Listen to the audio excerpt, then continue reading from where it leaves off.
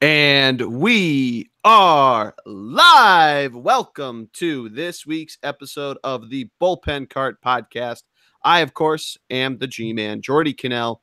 Joining me is my man all the way up from Boston, Greggy P. What's up, buddy? Jordy, a little offended by the injustice that was done to Rob Gronkowski by the NFL players and their top 100 list.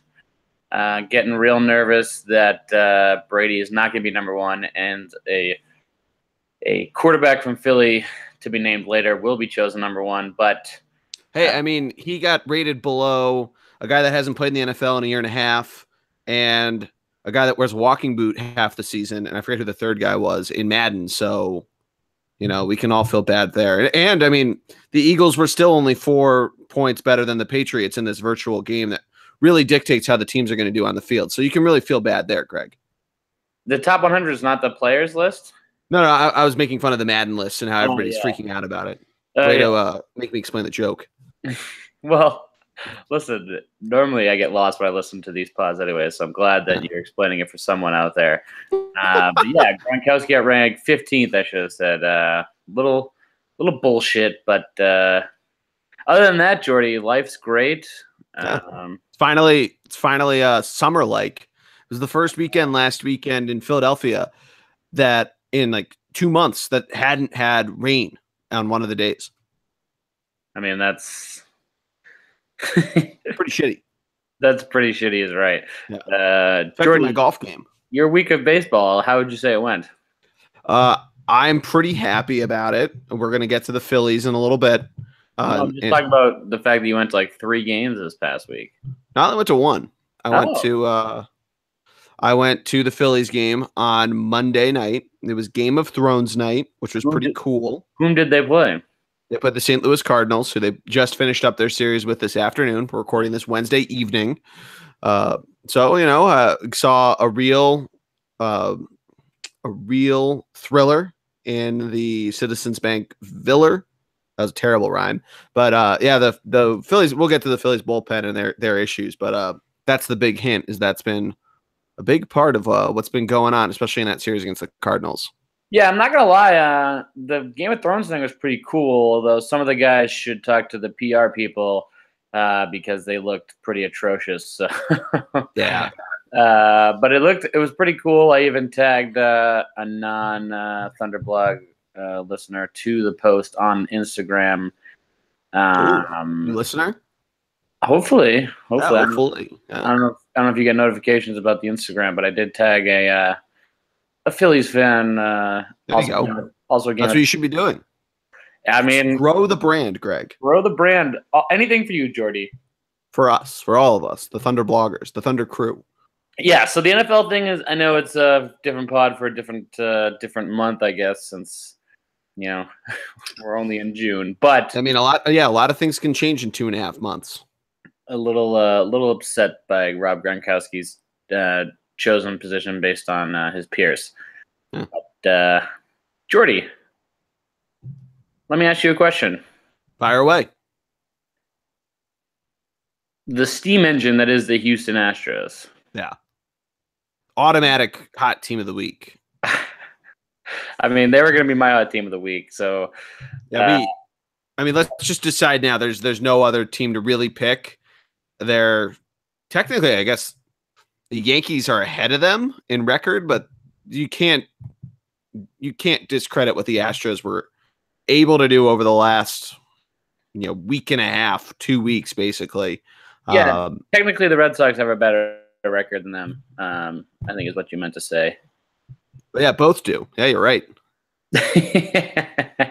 However, yeah, they're half a game up. I mean, the Yankees we talked about it last week. The Yankees have been rained out too much. They've just played fewer games. Yeah, I mean, however, this Astros team, a team that's scored 157 more runs than they've let up.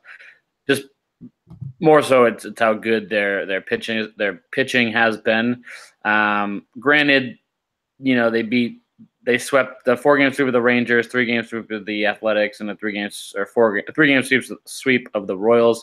3 teams that are bottom of their respective divisions.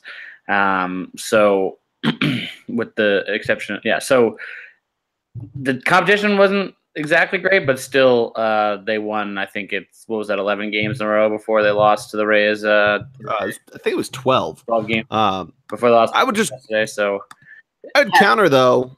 I know they split there with the Red Sox right before that series started, but I mean, if they're this team that was shit pumping everybody last year, shouldn't they shit pump the bottom of the barrel?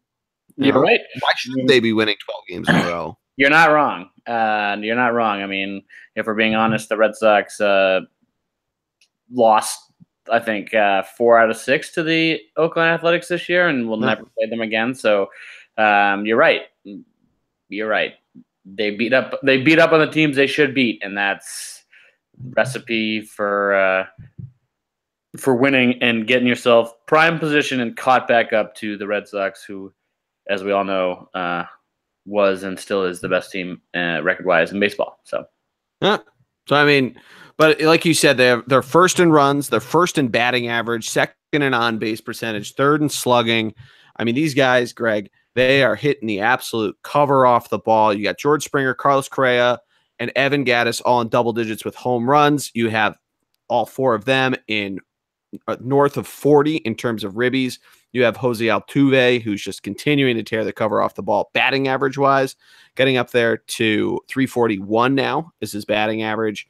He's already over 100 hits for the season, so I think 200's a lock for him, and he's almost at 20 doubles. So, I mean, they're just going to continue to do this and continue to keep plugging along like the Houston Astros we saw last year. Yeah, and I mean, obviously, Verlander's off to the best start of his career, HGH. But, whoa, no accusing. I mean, Garrett Cole, equally up there, 8 wins, 12 quality starts, over 100 innings pitched, and 138 strikeouts in that time is. You want to hear something nuts, Greg? Sure. Their pitching staff's opponent's batting average is 209. Wow. That's an entire team. They're 9 points above the Mendoza line. Teams batting against Houston are 9 points above the Mendoza line. Obviously, 26 times teams have been able to do better than that. Hence what is the Mendoza 26 losses.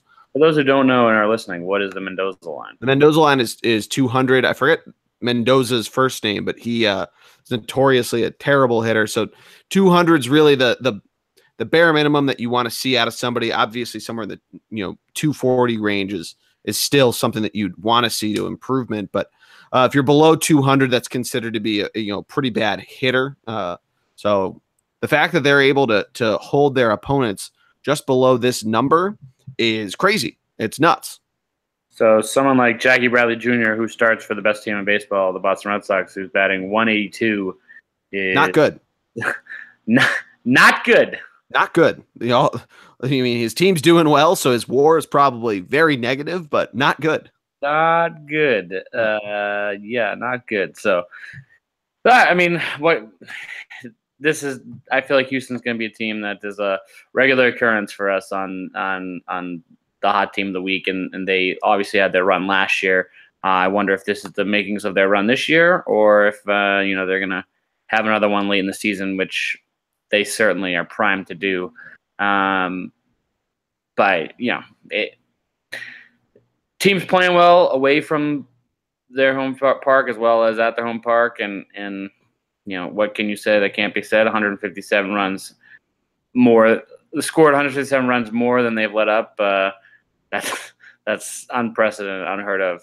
So the next closest team would be the Red Sox at 104, obviously, because Red Sox are a beast. But neither here nor there. We also have David Price and a knuckleballer. So true.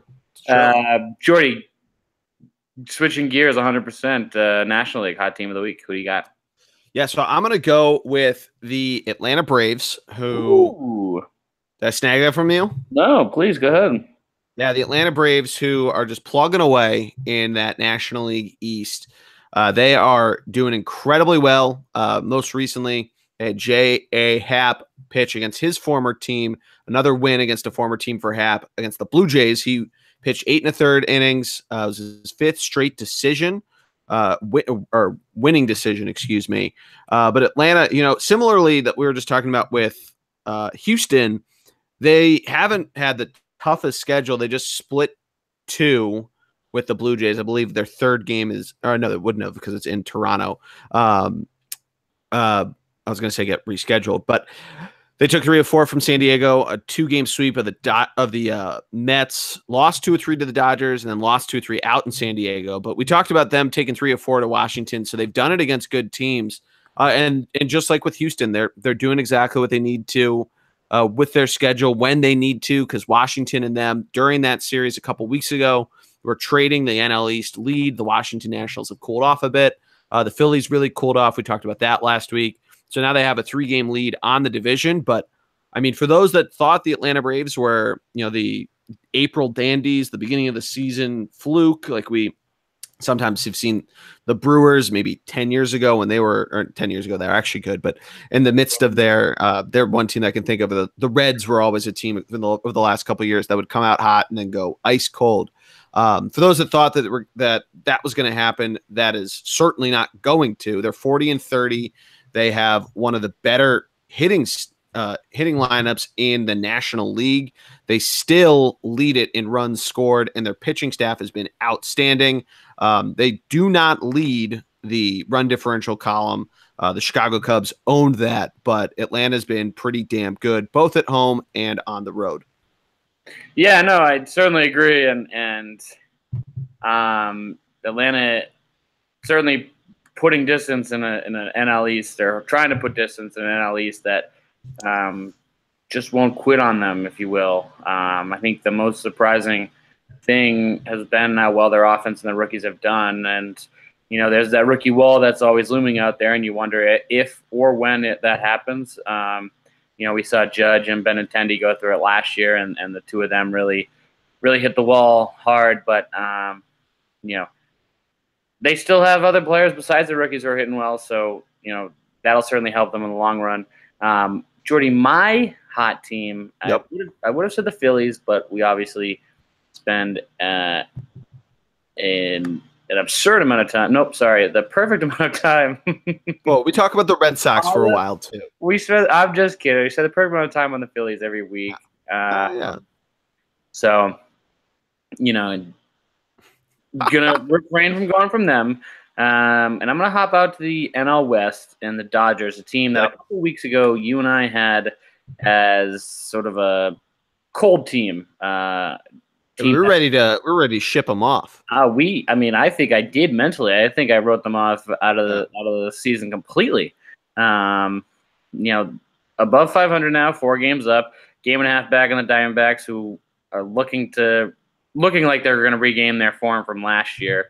And I think the most impressive part about the Dodgers, they're going to lose right now to the Cubs and probably lose 2 out of 3, but. That already went official. That just did.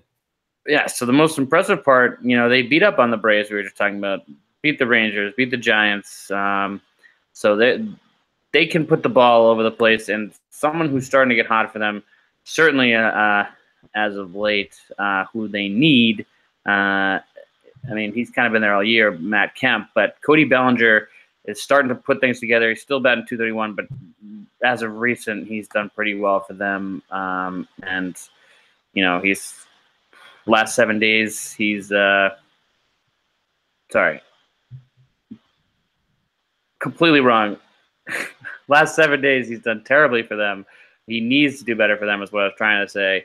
But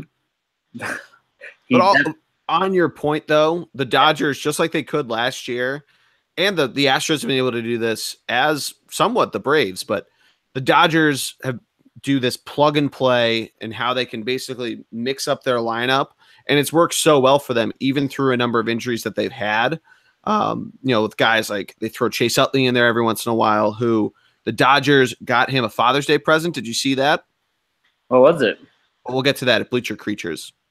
Little taste there. But with Chase Utley, Austin Barnes, Yasiel Puig, these guys, they don't even technically qualify for the batting title because they haven't gotten enough ABs, but they get into games, they step up when they need to. They have, Greg, 5 guys in double digits for ribbies. They have, let's count them up, 1, 2, 3, 4 guys above 30, and Jock Peterson's about to join him at 29. And Chris Taylor and Yasiel Puig are getting up there as well, although Chris Taylor got removed from their game today as a precautionary reason for a sore hamstring. But, they're getting offense from where they need to, and that plug and play certainly helps out for that. Yeah, is there anyone a bigger scumbag in the game than Chase Utley? New York Mets fans certainly don't think so. By the way, the video that I was referencing last week on my Bleacher Creature was following the Chase Utley slide, and they tried to hit him. Yeah, that's exactly what it was. It was at the beginning of 2016. Right.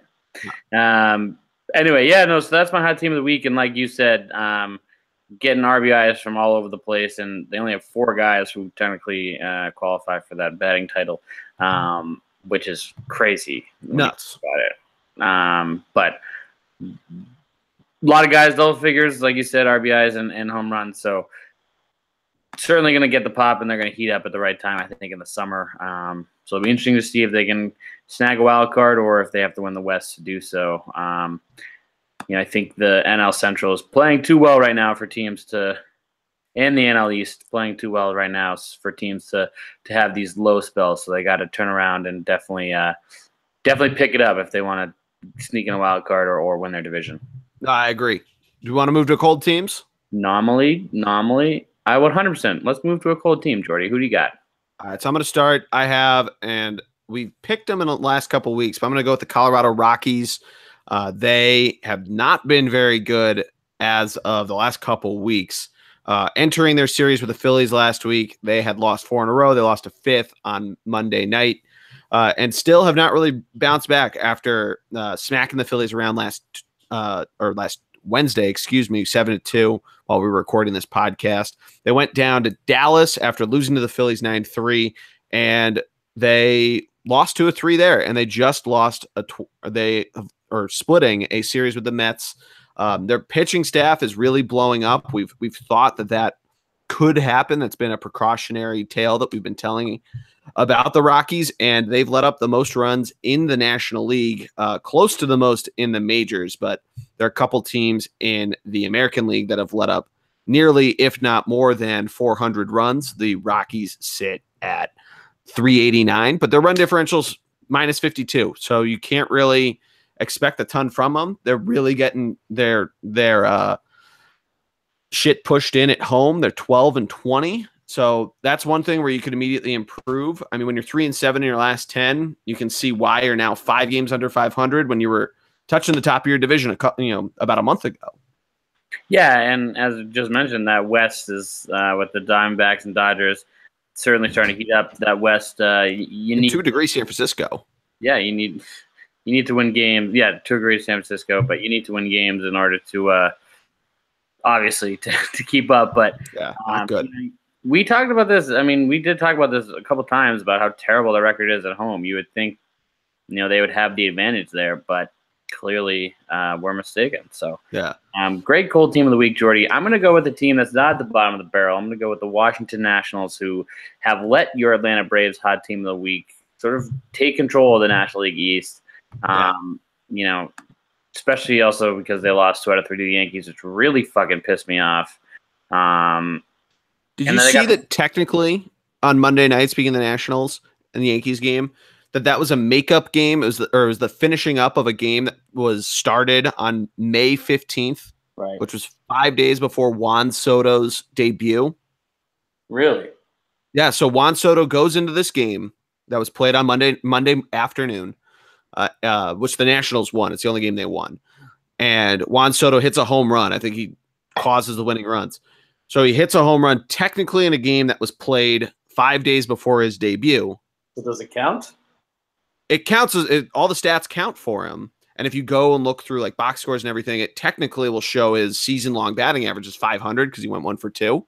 But it does not count as his first major league home run because it technically was hit on June 18th. So I wonder if that, how Chris Bryant got called up X amount of days into the season, and Yeah. and the Atlanta Braves young guy. I wonder if this is the same sort of scenario where it fucks them up that way. It might, I don't know. That's actually a really good question. It might. It will count as 1 day of service, but I don't know. Yeah. I don't. It's a good thing to look into. If anybody does know that, feel free to shoot us a DM and correct us. But back to the Nationals, though, or staying on the Nationals. And then they have a couple guys. And then they got swept by the Blue Jays, and I mean, I've talked about it numerous times in this podcast. When anyone going on the road to Toronto, especially the Red Sox and Yankees, never a good thing. So, yeah, they're playing the Orioles now, which couldn't come at a better time. So hopefully they beat up on the Orioles and start to regain their footing. But they definitely are my cold team of the week, simply because they're just not playing well. No, they're not, and just a couple weird vibes on them. They also just traded for Kelvin Herrera for a couple young studs to send over.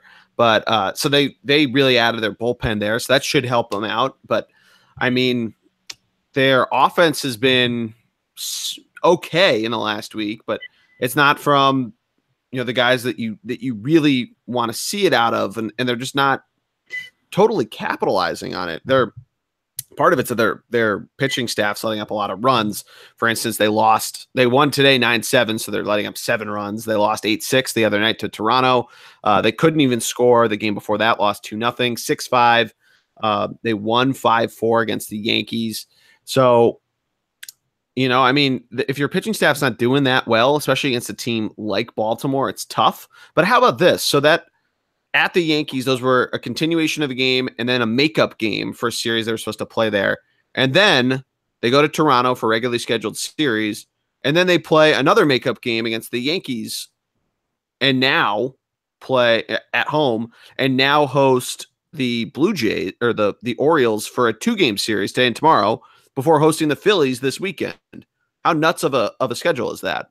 Yeah, I mean, and it kind of screwed. Well, we all heard Brett Boone's little brother complain about it, but that whole series where the Yankees got rained out, all 3 or 2 of the games, whatever it was. So, they definitely stinks that you don't have the day off when you thought you would. But I guess you got it earlier, so you can't really complain, right? Yeah. But I mean, a team that is unsure, like you said, they need to be in a win all now mentality, especially with the uncertainty of Bryce and all their pitchers coming up this offseason and next and the one after that. So it's sort of now or never, if you will, to a degree, unless they do something. So, I mean, maybe they go out and get a guy like Machado. Maybe they mortgage everything for the future or for now, rather. But something to look out for, something to keep an eye on. The Washington Nationals cold team of the week. There's no bad blood on the Beltway rivalry. What'd you say? Yeah, no. I mean, no. I mean, do you call it a rivalry? I mean, I don't know. They were calling it that when the game was supposed to start. It showed Beltway brawl or something stupid like that. Yeah, but I mean, it's like, let's see. I'm more just fucking with you. That. Well, I'm trying to think of something comparable, but I mean, is it really a rivalry? Like the Mets and Yankees, neither one of them are ever good at the same time. So does it? No. Well, the Subway Series. But just to one last point on Bryce Harper and the Nationals to kind of put it all to bed. Bryce Harper in the last 7 days is 2 for 24 with 1 RBI. That's 0.83 for batting average. Damn. By the way, way to keep talking through the phone call. No, that was the ultimate professionalism. Yeah, it happens, man. I know how to keep the needle moving. I mean, that's awesome. To say you're a primetime player is impressive. Yeah, ready for prime time, man. Yeah. Let's go to the American League, though. Cold team there. Who you got? I mean, I really wanted to say the Orioles, but we always pick teams that are last. And I mean, hard. Just picked a team that was in second place. So I mean, you could pick a last place team. I'm not going to be upset. Yeah, not hard not to. But no, I'm going to go with the Los Angeles Angels of Anaheim. Jordy, which Anaheim? Are you going to say it? The Los Angeles Angels of Anaheim of California of America. Which America? North America? Yeah, that team. Last week they were our hot team of the week, and this team, cold team, No, 2 weeks ago they were, or no, they were a hot team last week. Yeah, it's gone all over the place. Matt picked them as a cold team 2 weeks ago, despite being on a 6-game winning streak. Oh no, then we reaffirmed them as the cold team of the week last week, and they continue to be cold now. Yeah, so The 3 straight weeks as a cold team by the Thunderblog boys. not a good look. Not good. Not good. Granted, they lose whatever, but Mike Trout certainly has been playing well. Yeah, I was going to save him for top players, but if we want to talk about his, no, not at all. I was just going to say, outside of him though, especially the last 7 days, the team has not really performed too great, and ran into the Diamondbacks, ended up putting good amount of runs on them, but lost 2 out of 3 of the Athletics, and obviously swept by the Mariners, which we talked about a little bit. So that team that needs to win, especially with Houston getting hot at the right time, and Seattle doesn't look like they're going away anytime soon. So if Los Angeles, like your pick, you predicted them to be a wild card team, if that's going to happen, they need to seriously turn things around in order to make you look like you're talking about.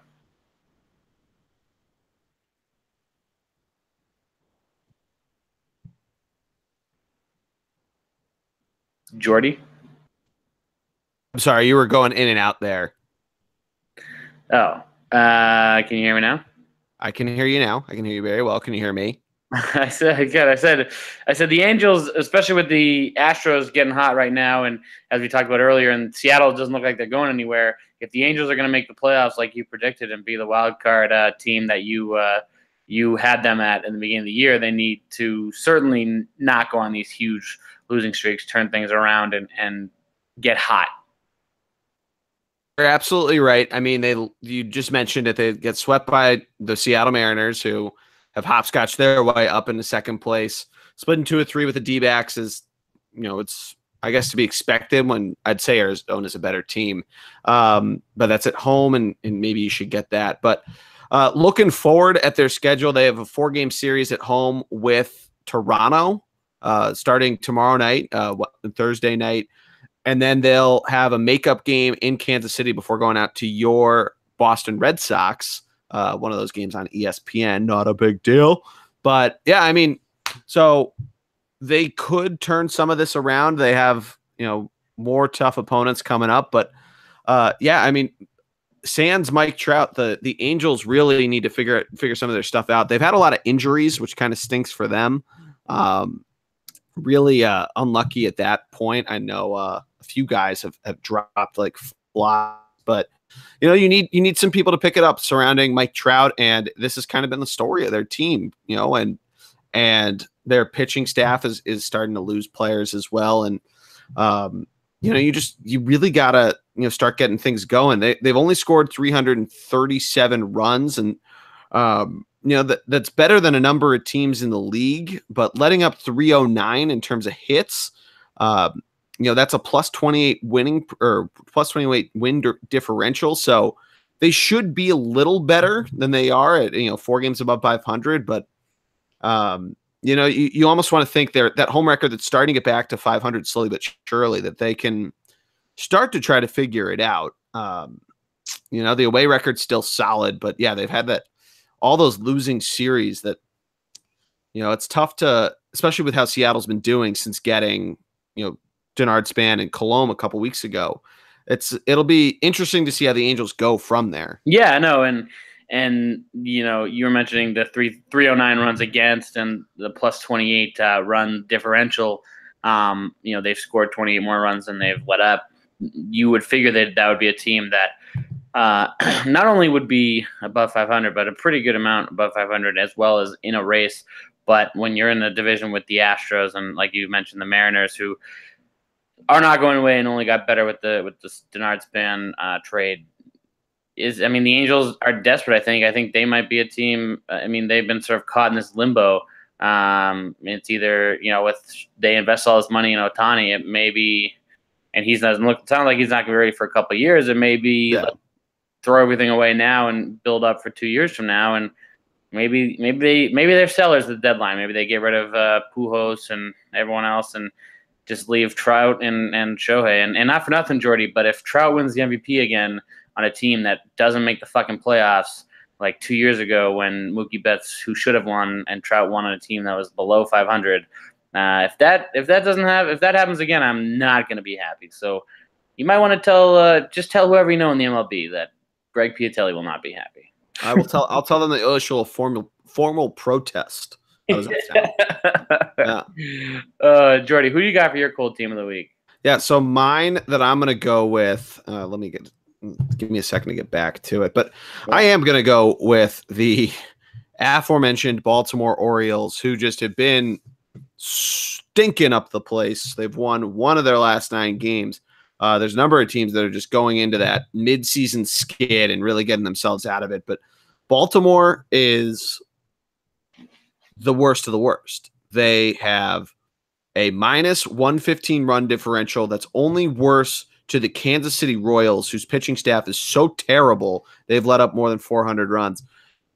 But the Baltimore Orioles have only scored 255 runs.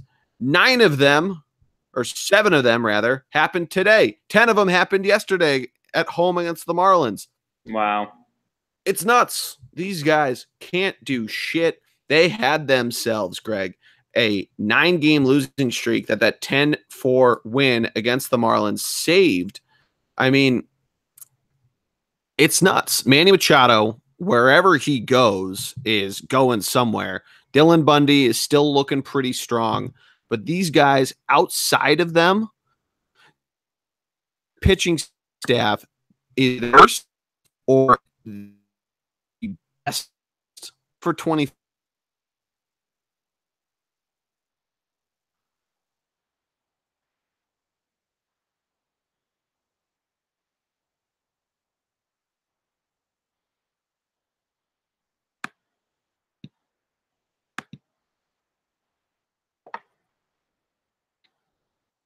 Average at 228, and their slugging percentage is only 27th, and that's because they just hit a lot of, or they try to hit a lot of home runs. There's not really a lot of stuff they can do. And worst of all, you want to know what they fucking did with Chris Davis? Do you see this? No. A bar near the stadium, from my understanding. I've been to Baltimore once, so I don't know it too well, but they're giving out free shots every time that guy gets a fucking hit. Yeah, there were too many bleacher creatures I found this week, so I'm going to try to sprinkle them in throughout the podcast. He's got a batting average worse than Jackie Bradley Jr. Yeah. Chris Davis, for those that don't know, was for a long time the slugging king of the Baltimore Orioles. I have a Crash Davis bobblehead from the one time I went to Camden Yards. This year so far, though, Greg, in 57 games played and 207 batting at bats, rather. He's batting 150 with 4 home runs and 15 RBIs. He struck out 86 times. Yeah, no, and they can't even trade him. They're going to trade Machado. They can't even trade him. They just have to eat his salary or I don't know, stick him on the bench or send him down and do what the Red Sox did, but. I've seen a couple thoughts people have on what to do with him, and none of it's very good. Of only batting him against righties because he's a left-handed hitter, but they don't really have that many options. It's nuts on what they can do. Yeah, and not for nothing, but I hate Buck Showalter, so I'm pumped. So hopefully Buck Showalter gets the boot, but that's just me. Yeah, I mean, maybe he'll have them wear cotton uniforms like he did in Seinfeld. Maybe that'll juice him up. Oh boy! Shout out Adam Jones though. I'm looking at their he's overall team stats. Yeah, he's just under 300. He has 10 homers, 31 RBIs. Who knows? Maybe he gets dealt somewhere. I think he's playing to get dealt. Yeah, I mean, do it if you have to, man. Get a contract. I hear you. Jordy, what's next? What's next on the list? Yeah, so let's move over to the top players of the week. We're going to start with what I think is a pretty easy choice, Greg. The hot player of the week, I think, is pretty safely set at Mike Trout, who is looking completely get-outable, if that makes sense. The guy, Greg, in his last 8 games, he's been on base 29 out of 36 plate appearances. He's batting 11 for 15. He's been walked 10 times. In 7 days, he's batting 733, on base 800. His OPS is over 1,600, 1,615. He doesn't have any homers because he's getting walked. People are afraid of this guy. Yeah, so he only has 15 at bats. Yeah, because he's been walked 10 times. Ah, that makes sense. Yeah. I was going to ask you why. I mean, that seems ridiculous. The 29 out of 36, those are plate appearances. So that includes walks and all that. And that's over 8 games. So not technically the last 7 days. That was just the stat that I'm reading off of that's an crazy. ESPN stat blurb. No, I mean, the guy is unbelievable, and he always has been. And, like you said, the 733 average in the last 7 days is real good. And the OPS of 1.61 is pretty incredible, pretty unheard of. Normally that number around resides around 9.9 or 1,000. One extra base hit. So that's all from all these fucking walks he's getting. Yeah. So I mean, I think it's like the Astros. I think that's pretty set. But do you have an American League guy you wanna give a shout out to? American League? No. Yeah, Evan Gattis from the El Oso Blanco. Yeah, a guy that underrated. I mean, I always thought they should get a new catcher until the last playoffs, and because the guy just looks like a scrub. No, if you haven't seen him, he got the baggy pants, no gloves when he bats. He just looks like a scrub. Big beard. Yeah. But he's hitting 375 with 10 RBIs, Jordy, in the last 7 days. 10 RBIs last 7 games. 3 home runs and 5 runs of his own. But 375, my American League, Evan Gattis from the hot team of the week, Houston Astros. It's I like to diversify sometimes. Sometimes pick the best of the worst team. You just pick the best of your best team. So hey, listen, the worst team needs some love. You're not wrong there, Jordy. We're gonna give me your National League hot player of the week. Yeah, so I'm gonna go with Trevor Story. This guy's been on a tear over the last couple weeks. From my cold team of the week, the Colorado Rockies. This guy though, in the last week, is 10 for 30. Has a 333 batting average. 2 homers, 9 ribbies, a stolen base, a couple doubles to add on there. His OPS is over 1,000.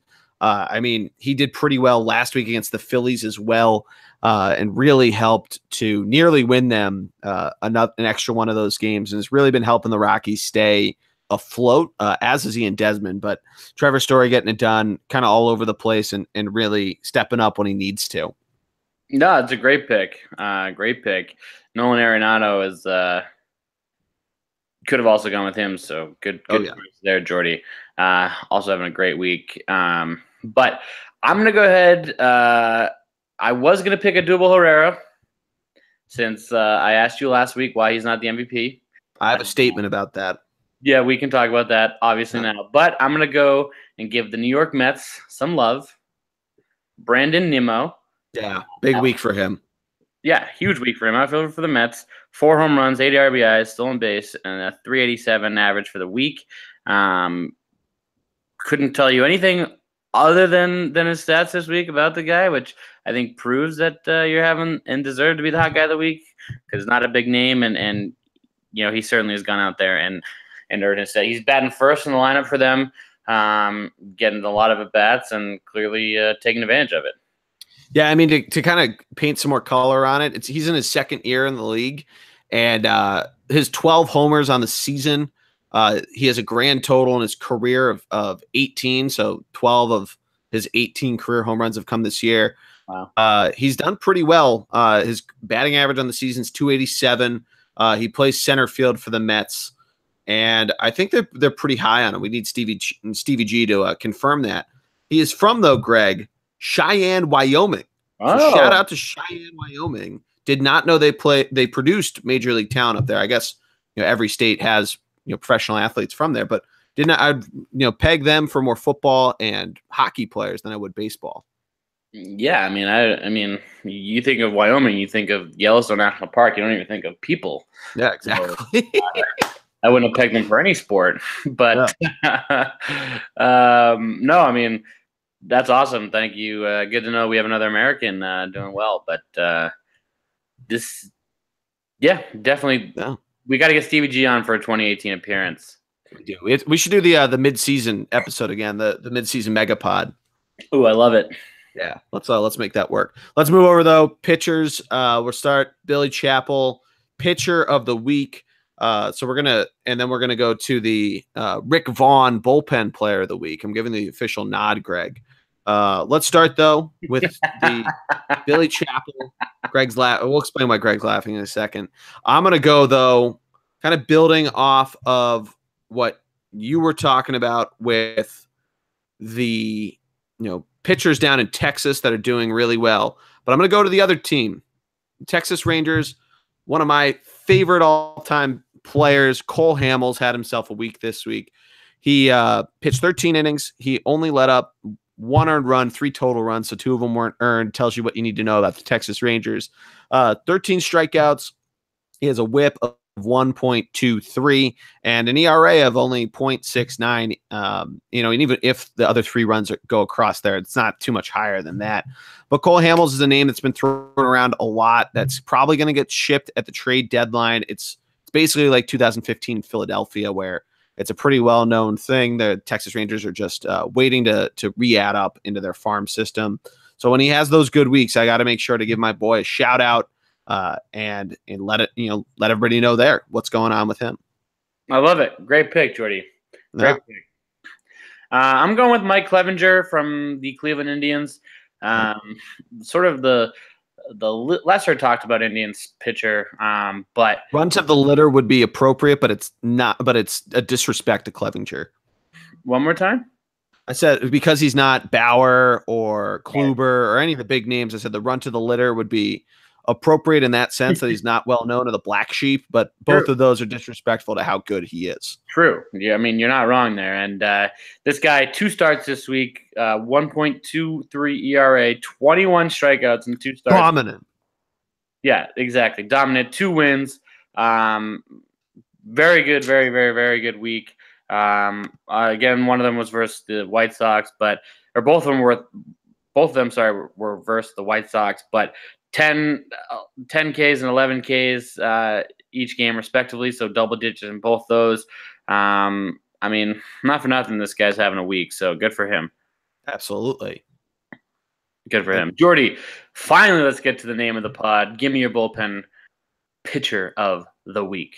Yeah, so I'm going to save it from this one guy, even though he's probably one of the better guys out of the bullpen. But I'm going to do it out of respect for you and not go with Dellin Betances. I'm going to go with, though, from my National League hot team of the week. Actually, no, scratch that. No, I am going to go with Dellin Betances because I was about to pick AJ Minter, but his ERA sucks. Dellin Betances, 3 appearances, no runs let up, 7 Ks and a walk. It's a whip, folks, and no hits. That's a whip of 0.33. Absolute dominance from this guy.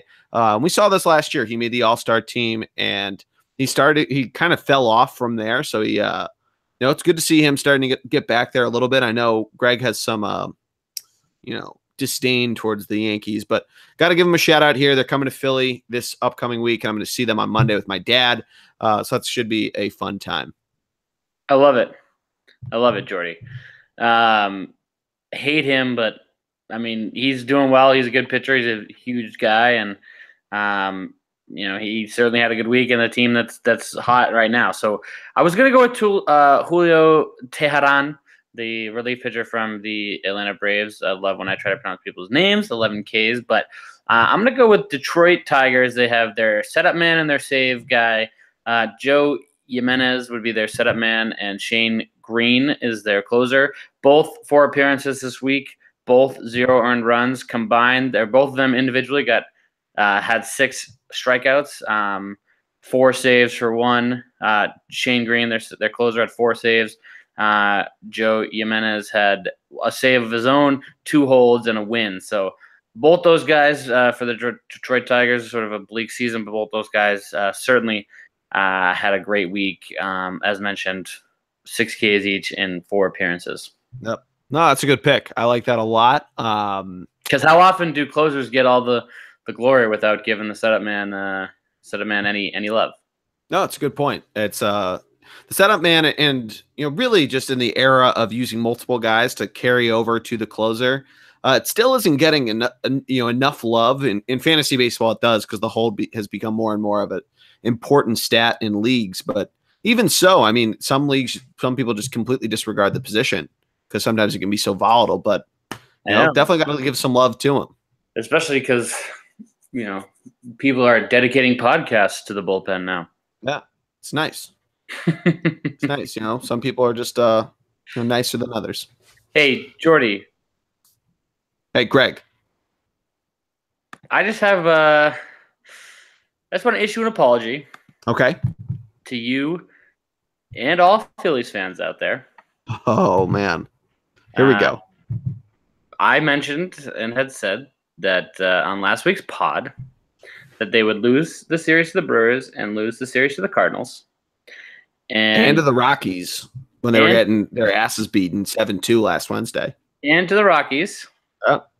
Last 3 series in a row. And boy, is my face red because they won all 3 series. Yep. Oh, yeah. So I'd like to apologize to Philly fans. However, I think it's time you give as Odubel Herrera. Yep, I have a statement. Issued up. Yeah, for those that don't know, Greg has asked me multiple times who I've thought the MVP of the Phillies should be, and I have not picked Odubel Herrera. Both times have been probably the least opportune for me to pick him because he's been just a little cold. But there's a lot of egg on my face, Greg, because since last week's podcast, Odubel has done nothing but tee off. Like you said, you were about to pick him for your hot player of the week. To give everybody an idea, he went in the last 7 days. He's gone 10 for 27 with 4 homers, all 4 of them coming in the last 4 games. With 7 ribbies, a double, and he scored 6 runs. I mean, the guy gets on base, and the Phillies themselves are starting to string that together when the guys in the middle of their order get on base. Rhys Hoskins is another guy.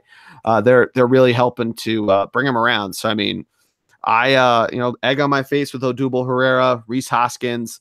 I tweeted it out. I think it was on Saturday, but I think breaking your jaw should now be called the Hoskins, and people are going to do it like get Tommy John surgery because they're just going to be electric hitters when they get off the disabled list, Greg. Guy's hit 4 home runs since he got back from the DL.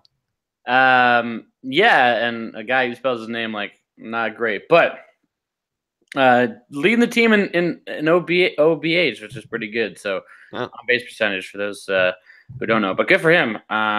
Really impressive, Jordy. You know what I'm more impressed by? What? Their pitching. Now, a team that starting pitching. Sorry. Yeah. A team that sent down their closer because he was so bad. Yep. And they have Sir Anthony waiting in the wings, but refused to put him in save situations. They put him in the 9th inning last night, and he almost got it done, but he let up a home run. Non-save situation, though, so he only got the loss. But they refused to put him in a save situation. Gabe the Babe put 2 – he had 2 guys pitch the 9th inning the other night, and granted it was a walk-off win, but he had 2 guys try to close make a save. He had 2 guys close the game out today. Yeah, absurd. It's not the first time that he does it. This isn't new. He does this all season. He loves to do the lefty-righty matchup for the entire season. He loves doing it. Gabe the Babe, he's going to find himself in a game that goes 15 innings. He's going to run out of pitching because he's just an idiot. You know that he's had position players pitch, right? 3 times already this season. That's absurd. I mean, I love Gabe the Babe just because he played for the Red Sox, but that's as a manager. Come on. Yeah. He's had Pedro Florimon pitched 2 innings, and good on Pedro Florimon that he's only let up 2 runs, one of which was a homer. Or actually, the only 2 runs he let up was a 2-run homer. The other one was Yasmuel Valentin, son of Jose Valentin. But he, in his 1 inning, let up a homer for 3 runs. So his ERA, Greg, is 27. Not good. The least surprising news I think I've ever heard. He has a strikeout, though. Could you imagine striking out to a fucking position player that's just in there for shits and giggles, basically? Could you imagine that? No, I cannot. I mean, I Yeah. don't. I don't think I would. I don't think I would show up.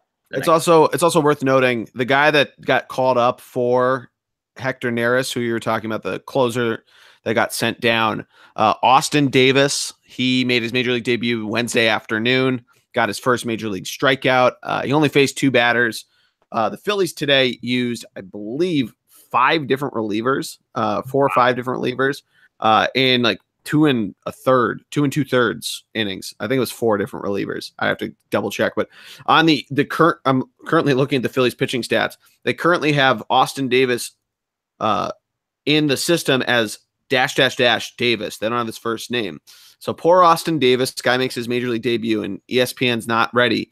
Baseball Reference, though, they've had all this good stuff. I love using that for my recaps and whatnot. I just need, now I know where you get it, but that's good. I need Sir Anthony in the game more.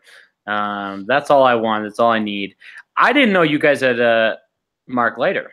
We talked about this in the Phillies preview. Yeah, we have Mark Leiter Jr. He'd been hurt for a while. He's starting to get a little more time, and he's been okay. But he's another guy that once he gets settled a little bit, he's been good. He was good last year.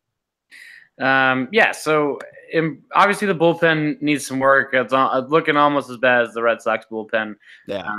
Can't. What sucks is that the Nationals just went out and got Kelvin Herrera for like 3 dudes, like not even like top dudes. And Kelvin Herrera is the guy that helped the Royals 4 years ago too, get to the World Series and 3 years ago win it. So that's tough. But it's just real tough, and not for nothing, but you're not going to make a playoff or win a playoff without a closer. So no, you're not. Gabe the Babe and the GM need to figure something out quick here. Jordy, outside of your MVP, Abdul Herrera, and broken jaw, Race Hoskins, who would you say has had a great week for the Phillies? Yeah, so great week. I'll go on to you guys. Actually, have had pretty good weeks. I would give some snaps if we're doing that. Probably to Cesar Hernandez, who's been getting on base more and more, and we've seen him. He hit a home run today, a nice little towering shot, which is always a surprise when Cesar hits a homer, and he has 8 on the season, which is only a couple back, 4 back of Odubel Herrera for the team lead. So I mean, but Hernandez though is in the midst of quite the week. His last 10 games, he's gotten 11 hits, brought his batting average still floating around 260-ish, but we're starting to see him get on base more and more. Like I said, he's scoring runs. He's scored multiple runs twice. He scored 1 run today, 2 runs last night, 2 runs in the 10-9 win over the Brewers on Sunday. So I mean, when this guy gets it going, like I said, the Phillies are starting to string things together. The bottom half of their lineup has looked great, and they've been mixing, matching a lot of guys. Part of that's due to injury. J.P. Crawford went down with a broken hand. Nick Williams, thankfully, played today and played decently well after he got hit square on the nose off a fly ball that hit off the wall. So he cleared concussion protocol. He has a broken nose and is playing through it. Not a big deal. Yeah, that was going to be my bleacher creature. Thanks for stealing it, but pretty embarrassing for the guy. Yeah, well, he played 2 days later, which we can use this as a bleacher creature. There's a guy that writes there's a beat writer for the Flyers who basically says not for nothing, but 8 years ago, Ian LePerriere took a slap shot to the face and played the next shift and got roasted by Phillies Twitter, by Flyers Twitter, by Sixers Twitter that just doesn't like hockey. They're like, please like my sport, hockey, all this stuff. And so today, a bunch of people, when Nick Williams played and got a base hit on his first at bat, go, that guy's hockey tough. Yeah, and not for nothing. I mean, the rhetoric of hockey players being tough is getting old. I mean, I know hockey players got to do it and say it for anything, but let's at least hockey is a rival. I guess basketball, right? They're the rival teams. There's no need to compare hockey and baseball, if you ask me. But George Washington Cannell the sixth. Speaking of you being at the Phillies game, and it being Game of Thrones night. Yep. Were you able to try a beer or any stadium snack that's different and that you can describe to this pod. Yeah, so there were no Game of Thrones themed food items, surprisingly. Oh. Yeah, I was a little bummed. The Iron Throne was there and all that. I got a cool bobblehead. What a missed opportunity. It was a missed opportunity. They also, though, so the stands had been open, but it was like the grand opening of like their boardwalk section. So they redid a lot of the outfield, and out in left field, they kind of repopulated that. They put what looked like things on the New Jersey Shore boardwalks, the down the shore, if you will. Yeah. I didn't try anything. I've had it earlier in the season, so like crinkle fries, stuff like that. So if you're a big fan of boardwalk fries, they have burgers, hot dogs down there. They have that just opened or officially opened up right next to Bull's Barbecue. But on the Stadium Stacks note, Greg, last night the Phillies did their, I don't know, do the Red Sox do this? Their announcers sit in the stands and broadcast from there. One more time. Do they sit where? Like in the stands somewhere. Like ESPN does this a bunch. They did this last year at Wrigley Field. They sat in center field. So the Phillies announcers did this last night. They sat. Yeah, no, that never happens in Fenway. It doesn't happen in Fenway? No. All right. So the Phillies announcers did this. We sell out every night, so we don't have seats for Yeah, I mean, I can't argue that. So anyway, the Phillies announcers sat right on the left field line. That's really cool. It was really cool, and you could actually, couldn't formulate a tweet that express or describe this enough, but you could hear like the beer announcers, and there's a couple people there or a couple beer guys that you like. They have a sort of like a signature way of calling beer. Like one guy does a Stella, like from Streetcar Named Desire. Nice. So you could hear him a lot easier than you could with like just the field mic they have up in the booth. Awesome. Beer.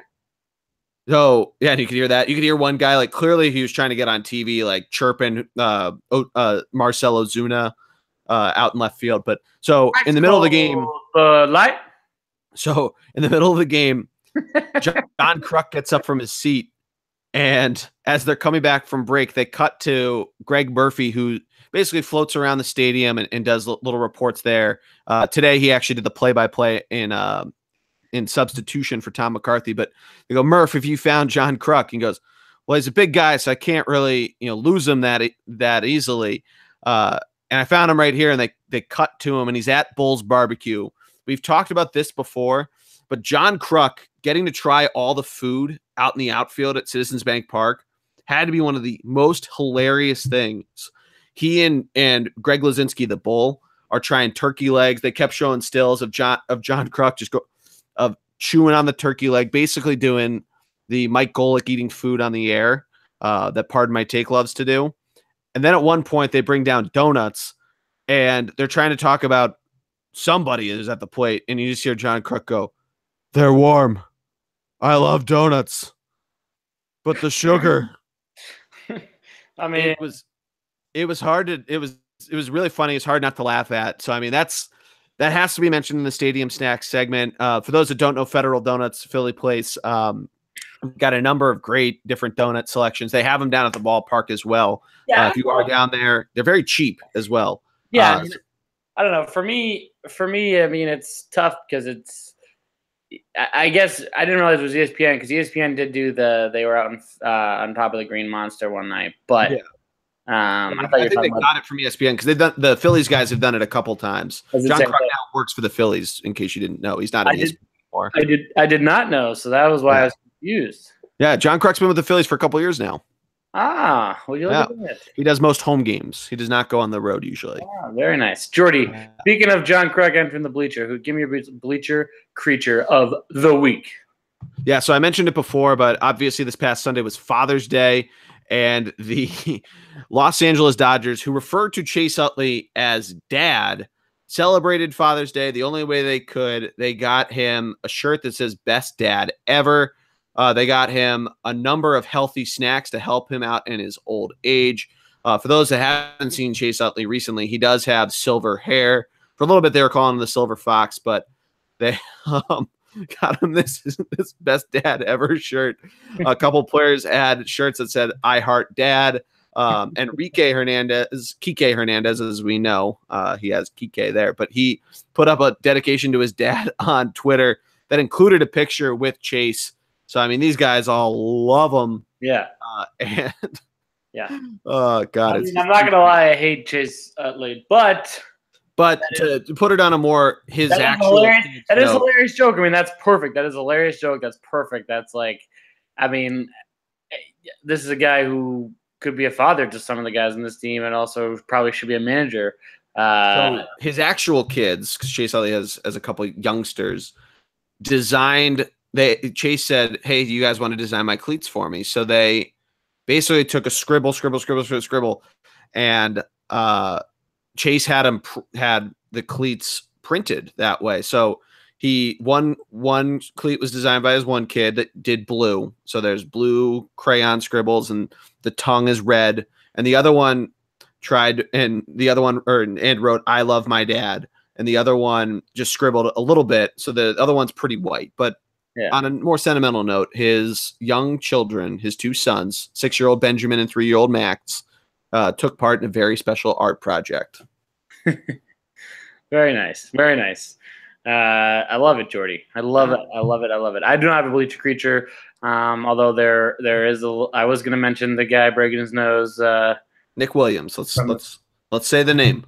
I mean, I'm not great with names. I don't even remember who the Pirates guy's name is. So the guy that's saying the national anthem. You want to get that one? Sure. Give me the recap. Yeah, so I need to pull his name up. But one of the Pirates relievers sang the national anthem yesterday afternoon. His name is Steven Brault, and he's apparently done it a number of times in the minor leagues, but he did it yesterday for the Pittsburgh Pirates, the big ball club. He's a reliever. His Twitter handle, fun fact, is Squid Brault. So I don't know if he's a big Rocket Power fan or what. Voice is pretty good, no? Well, yeah, it's pretty good. Pretty good pipes. And not for nothing, but pretty good pipes. Not for nothing. Like, do you think they were just like, oh, we can't find anyone today, let's call this guy, or do you think it was like designed and planned? Maybe when I don't know. Maybe they called him up and they couldn't find anybody. It's a day game, so who knows? If they got a last minute cancellation or something. Yeah. I know a few other teams that have had that, where they've had like a football team's had a cheerleader sing the national anthem because whoever was supposed to sing it bailed. So that could have happened. I love it. No. So Jordy, is there anything else baseball related? Because I think this is the point in the show where we normally talk about other sports, but since nothing's going on except for the World Cup, anything else you want to talk about? The only thing I can think of is the just what's coming up in the week. We mentioned a couple different series. The Phillies going down to the Nationals, and they will be the Sunday Night Baseball game. So that'll be important. I mean, they're a half a game apart from each other right now. Oh yeah, upcoming games. How could I be so dumb? Hey, Greg, never dumb, just a little forgetful. But yeah, that would be my series. Obviously, I have a big stake in that. So if I had to pick another one, I'd go with St. Louis and Milwaukee. Just another one in a good NL Central division. But Greg, what would you go with for this weekend? I mean, it's hard not to go against Boston and Seattle. Two teams really hot right now. But Phillies Nationals, obviously. However, I'm going to go with the Milwaukee Brewers and St. Louis Cardinals. I like it. A couple teams that need to win in order to, maintain their position. They're one's tied for first and Central, one's 4 games back. So the Cardinals being the 4 games back, they need to win. Obviously, and the Brewers want to distance themselves, if not stay the same amount of games ahead. So big series for those two teams this weekend. No, I like it. And I'm going to let you pick first for for next week's middle of the week games, because you expanded on the one that I had just picked, so I feel bad stealing it from you. So I don't want to do that again. Which one was that? I had picked Milwaukee and St. Louis, but that's okay. Hey, Jordy. It's okay. You'll edit this out. No, we got to keep it in. It's too funny. I was so busy focused on trying to find a matchup, and I didn't want to say the Red Sox Seattle. I mean, it's an important series. Red Sox Seattle. It's super important. What have you? We didn't even talk about the Red Sox. What's been going on with them? Tell me a little bit more about aside from Jackie Bradley Jr. sucking. Uh, where do I begin? Yeah. My matchup for next week is obviously the Yankees and Phillies. Go Phils. Real quick. Are you going to go? And we talked about this, your dad and you going, but yeah, I'm going to Monday. I'm going to try to go Tuesday because that's supposed to be Jake Arrieta versus Luis Severino. So that should be fun. Yeah. So keep an eye out for that. I'm just gonna quickly pick. I'm gonna go with the Cubs and the Dodgers for next week out in LA. So that should be pretty important. It could be a playoff potential series depending on how LA continues to rebound, but important there. But yeah, let's rewind and have Greg talk about the Red Sox a little bit. Yeah, no, I mean, Mookie Betts, JD Martinez, easily top 2 for MVP of the year, not only for the Red Sox, but for all of Major League Baseball. What can be said about those two guys in their season? They're having Mookie Betts hitting 336 with 18 home runs. JD Martinez hitting 317 with 22 home runs. It's absurd numbers these guys are putting up. 55 RBIs for JD Martinez, but those two are hitting well. The big problem with the Red Sox, is they got rid of Hanley Ramirez at the wrong time because a bunch of people got hurt, and you got Dustin Pedroia sort of coming back from injury and still sort of trying to figure that whole thing out. So there's that. But honestly, it's their bullpen, Jordy. Their bullpen's their weak part, just like the Phillies. That it looked like they had it figured out there for a while with Joe Kelly and Matt Barnes sort of being the 7-8 guys. But Matt Barnes really has not pitched well recently, and we talked about Joe Kelly is really their. When the bases are loaded, he comes in and saves the day guy now.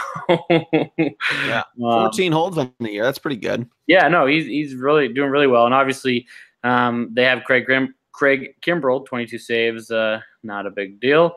But, it's just one of those things where, Stephen Wright, their knuckleballer, has come in from whatever he had going on, off-season issues before the season, but really, really done well for them and sort of kicked Drew Pomerantz out of that fifth starter spot. So we'll see where that goes moving forward. But their bullpen is definitely the big one they need to focus on.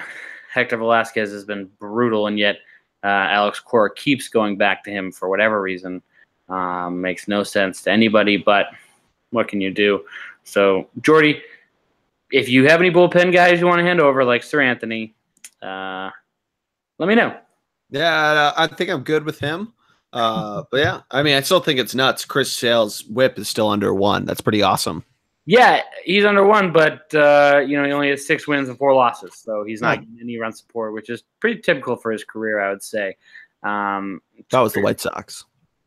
Yeah, but still, Pedro and kind of went through this a little bit too. Is sort of he gets no run. He got no run support, and you look at a guy like Rick Porcello, who's got 8 wins, and Eduardo Nunez, both ERAs above 3.5, and both of them getting the wins in the run support. So 9 wins. Price as well.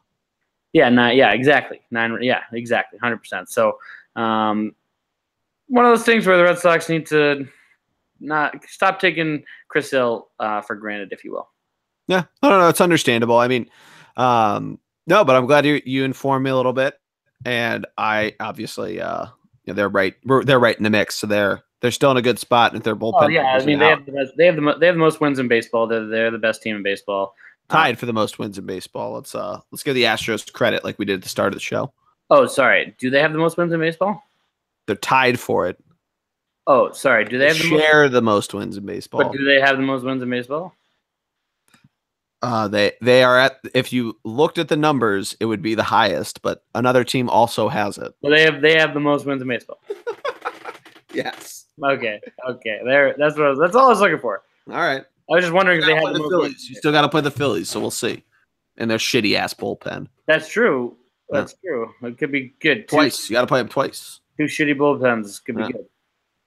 Do you imagine that? Just a complete extra innings barn burner. Imagine if it was like 0-0 and then all of a sudden the 8th inning comes around and it becomes 10-10. Like that. It just they score like 4-run increments. Scores like 20-20 in like the 14th inning. I mean, put asses in the seat. Yeah. I mean, you want to save baseball? Let the games go as long as you want, but as many there's a runs minimum. Ooh, nice. Yeah. For wacky rules. But yeah, no, I mean, I think you know, we talked about the end of the Stanley Cup and all that and the NBA Finals last week. The World Cup's been going on. I've been watching a little bit of it. It's been fun. Fun to watch. I don't really know a ton, so it's kind of I'm just watching and just to watch. Well, you know, you're expanding your sports knowledge. So I am. From my understanding, the Group H has been under a number of upsets.